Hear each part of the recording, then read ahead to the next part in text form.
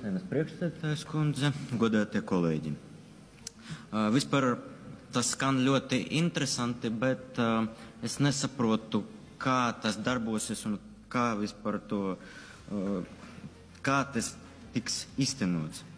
Vispār, manuprāt, šī sistēma vēl nav nevienā valstī, bet es domāju, ka tas ir ļoti labs ierosinājums, un ja mēs turpināsim mūsu tehnoloģisko attīstību, tas var mums būt ļoti labi skatoties no drošības, beidzot ar ekonomiku, jo mēs varam arī saņemt no mūsu sabiedrotiem ļoti lielu finansējumu, pārdodot šo sistēmu.